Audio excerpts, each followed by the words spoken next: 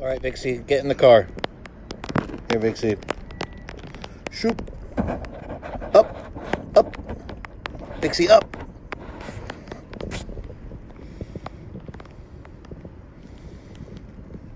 All right, and here we go. Dan the bodybuilder with his dog. Vixie. Let's go for a ride.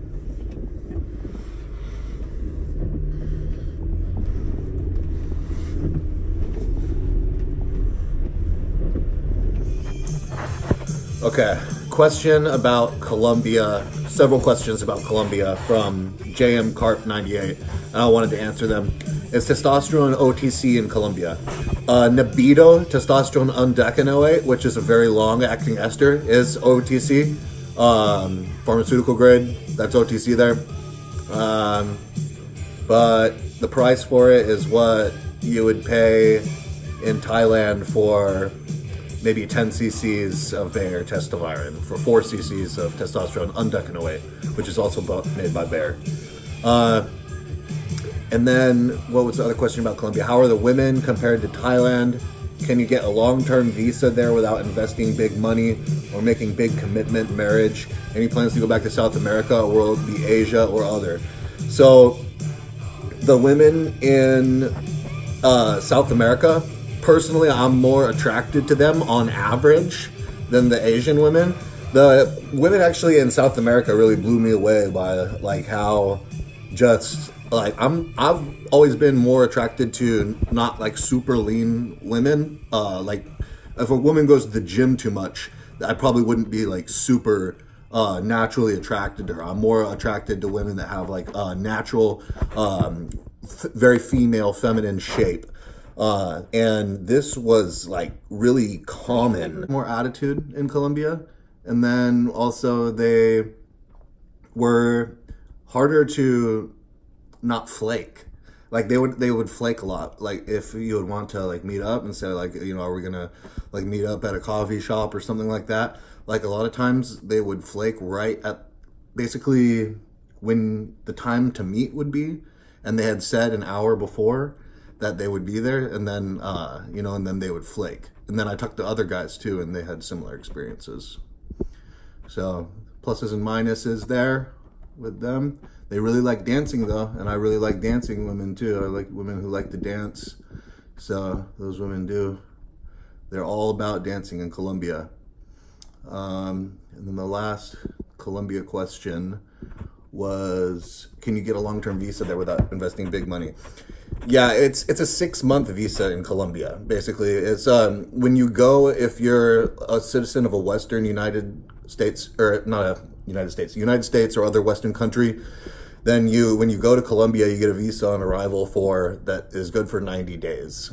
And then that 90-day visa can be extended for another 90 days for a total of 6 months. But then you have to leave the country unless you are able to. You have to leave the country for the other 6 months because you can only be there for 6 months out of the calendar year if you want to be able to do that legally. And then, but in other countries such as Thailand, for example, you can just keep on going in and out with a tourist visa every 90 days. Okay, part of the topic that I wanted to talk about today was the wall, the Trump wall in Texas. So I've been outside the country for a long time, so I've been dealing with different countries' immigration divisions, or yeah, the branch of their governments that deal with immigration. Every time I go to a new country or exit a new country or do renew my visa or anything like that, that's when I have to deal with that country's immigration people. And so America's immigration system being broken, not enforced, is basically what the wall is about. So whenever I leave a country, I've got to check out of customs and get a stamp in my passport that says that I left that country. And a new country won't accept me in unless I've, like legally been let out of that country. The previous country that I exited, and one of that is to, make sure that, I don't have a warrant out for my arrest and things like that. I haven't done any crimes, so that country, knew that I left and was okay with it. And then the other thing was that when you go into the new one, when you go into the new country, they ask you questions and they get your passport. They don't have to let you in. You go through when you get off the plane for the new country, then you have to go through customs and immigration. And immigration, they'll, usually going to give you a visa if you have one in your passport already, then they'll stamp it and let you through. Or if you get a visa on arrival, they'll, let you in. But it's for a set amount of days and then you have to leave. Then you're not allowed to be there anymore. So usually my visas would be for like 30, 60, 90 days, depending on the country. And a lot of times they have extensions that you can pay extra to get.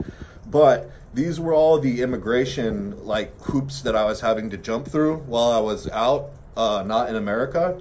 And so I wasn't just able to just, jump from country to country, even in Southeast Asia where you could walk across the borders and stuff like that. I couldn't just walk across the borders. There was things that I had to do, steps that I had to take. Any human being that was going between those countries had to go through those processes in order to get to the new country. And then, with America's immigration thing, I just think it's funny, because they're just not doing that, right? All the other countries enforce immigration or whatever, and they enforce the immigration laws, but then ours just doesn't. And so I'm like, what the heck? And it doesn't make sense. It doesn't make any sense to me. So sometimes people would ask me, people who would be, a lot of people in the Philippines, because I think there's a lot of Filipinos that immigrate here. And so a lot of Filipinos would ask me, they'd say, do you like Trump? And I'd be like, yeah. And then they'd say, what about the wall? They're making it hard for people to go to America.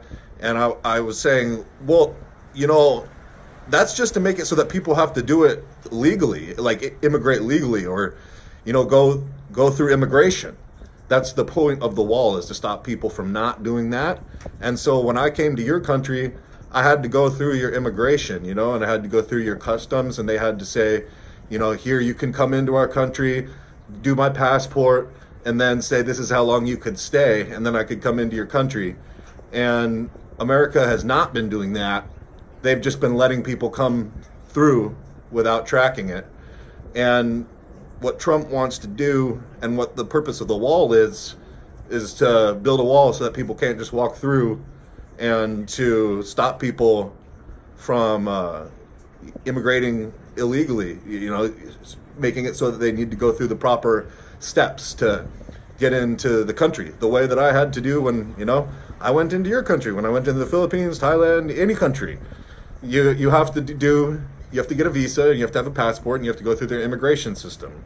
So the wall and Trump, that's what that's about. And to me, it just doesn't make any sense at all not to have the wall, not to have your immigration in your country being protected.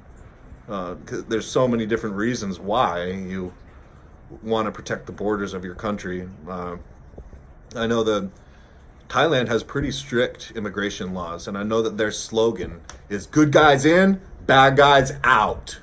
So that kind of shows the attitude of some of the countries towards immigration.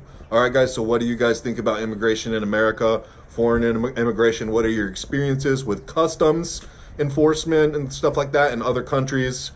And let's talk about the Trump wall too, since that's a big topic with the government shutdown and everything that's been in America lately. All right, this is Dan, bodybuilder in Thailand.com, danthebodybuilder.com.